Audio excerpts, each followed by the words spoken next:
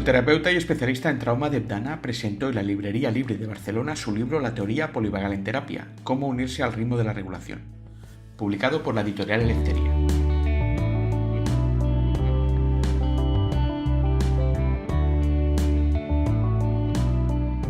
So my book, The Polyvagal Theory in Therapy, takes Steve's brilliant work with polyvagal theory and brings it into clinical application. Makes it easy for clients and therapists to understand the theory and begin to work with it in the therapeutic relationship. So it's divided into sections. The first section being befriend, learn how to understand your nervous system and make your nervous system an ally, you know, a friend that you are connected with. And the second section is the mapping section. So understanding, now that we understand the nervous system, what do we do with that? So we create autonomic maps so that at any moment I know where my nervous system is.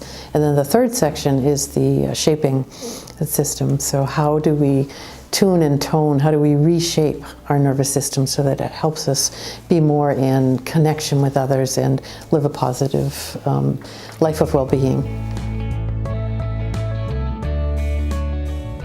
I read Steve's book, Steve Porges' book, when it first came out, and when I read it, there was this aha moment for me. It's a missing piece came into my awareness, and so then I reached out to him and asked him if he would come and do a workshop for my colleagues in Maine, and he and his wife Sue Carter very graciously came and spent some time with us. And from that moment I really felt I want to take this theory and bring it into clinical application. Steve developed a theory. It was very clear he wanted to develop a theory, not a model of therapy. He wants therapists all around the world to take his theory and run with it and make it theirs.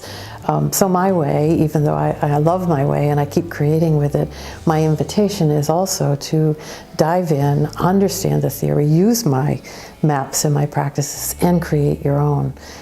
Because polyvagal theory is open for everybody to create with.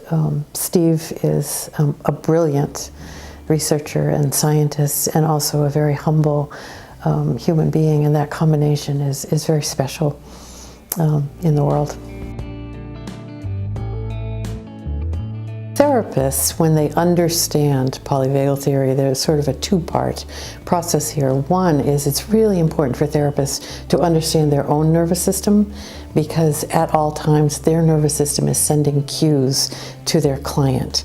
And so them being able to track where they are and be in that ventral vagal state of regulation is the foundation for the therapeutic relationship. And the second part is, as they help their clients understand their own nervous system, then the client can begin to be a student of their system and learn how their experience has shaped their system and work with their therapist to reshape.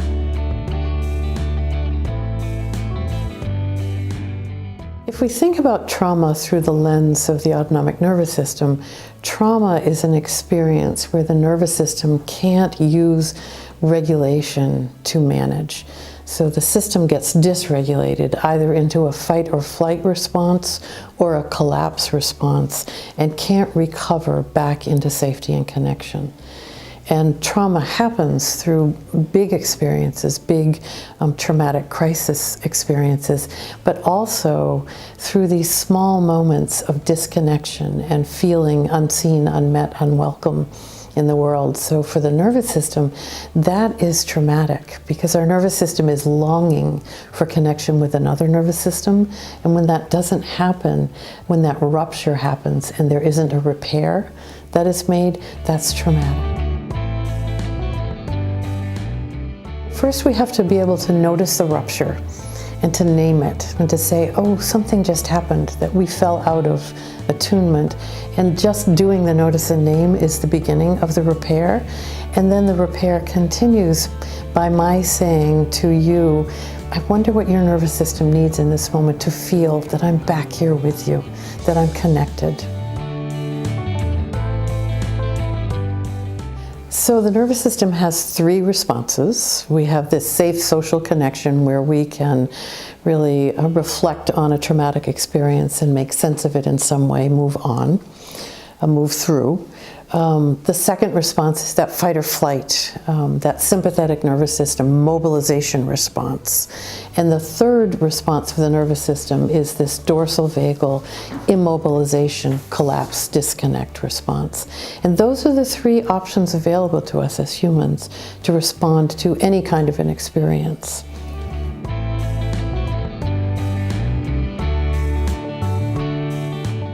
The dorsal vagal collapse response is the way your body is going into a conservation mode. Everything slows down, everything gets very still inside. We immobilize, we become invisible in order to survive. And that's the nervous system's way of taking you out of the danger so that you can survive to live another day. Dissociation lives in the dorsal vagal response. So when we sort of leave, aren't really here, but are physically here. System is a subcortical system, so it doesn't involve the thinking parts of your brain. So when your nervous system takes you into fight or flight or collapse disconnect, it's doing that automatically without you making a decision. So there is not a conscious decision that's made when we do that. And because of that, we need to remember the nervous system doesn't make moral meaning of something. Right? So there's not a meaning attached to it, it's simply an adaptive survival response. So we humans come into the world wired to connect with another human. We don't survive without that connection. And throughout our life, our nervous system, our biology, is looking for connection with another nervous system. That's how we create happiness in our lives, how we have well-being. If we are lonely, we suffer both physically and emotionally. Loneliness is a risk factor for many diseases and also for psychological illness. So connection, being with people we feel safe and connected to, is how we humans are physically and psychologically healthy. For a trauma survivor, understanding their nervous system through the lens of polyvagal theory gives them the understanding, the awareness of how their nervous system responded to courageously protect them from the traumatic experience that was happening. And again, it takes the meaning out of it. For many trauma survivors who had that dorsal vagal collapse response, they are then met in the world with blame, which then becomes shame. And so to understand that your nervous system simply did what it felt in the moment was necessary to help you survive takes away that blame and shame. And once we remove blame and shame, then there's room for healing to happen.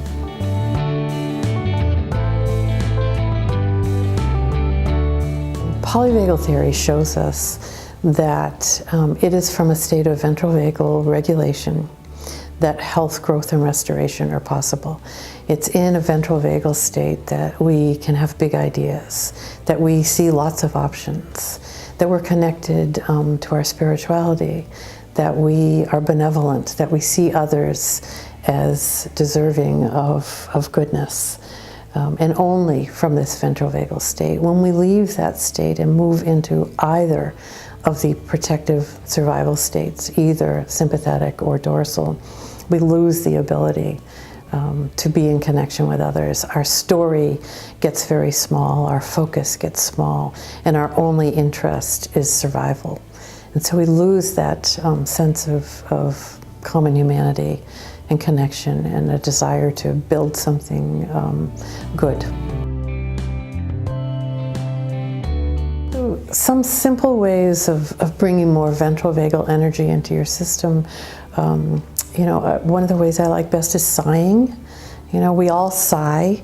Our body sighs spontaneously many times an hour, but we can also use a sigh to begin to reset our system. So when we notice we're getting distressed in some way, if you just have a nice sigh,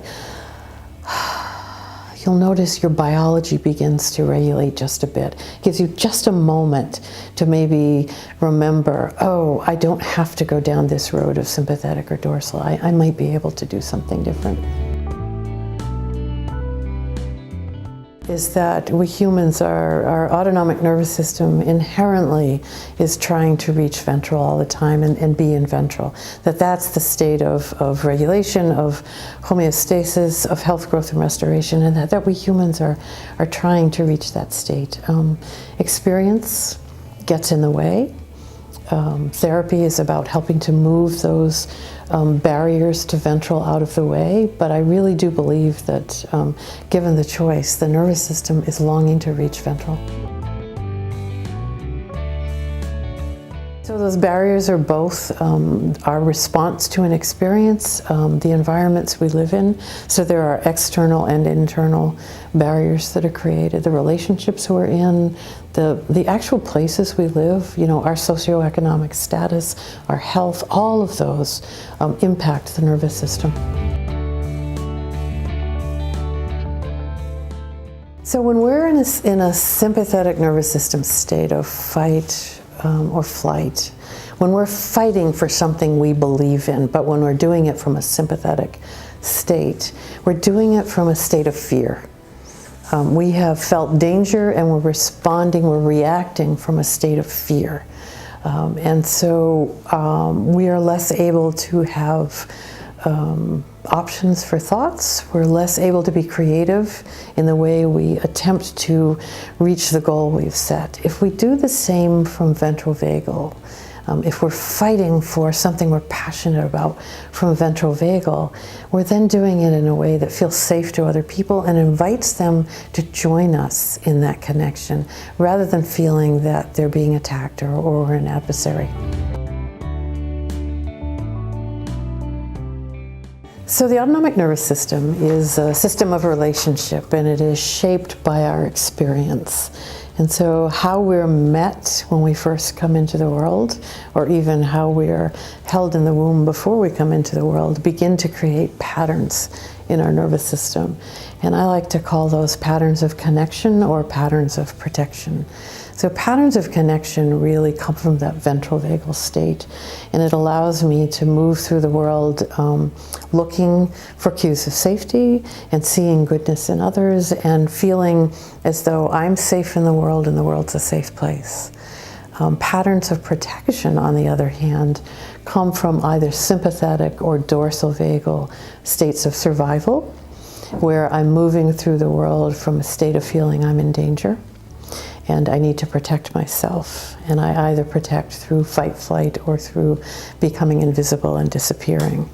And those patterns of protection are triggered in my nervous system without my thinking about them. But through my experience, I have come to have what I'd call a neural expectation. My nervous system expects to be met in a way that is unsafe, that other people are dangerous, that experiences can't be trusted. And what we do when we work in therapy is to help our clients reshape those patterns of protection into patterns of connection.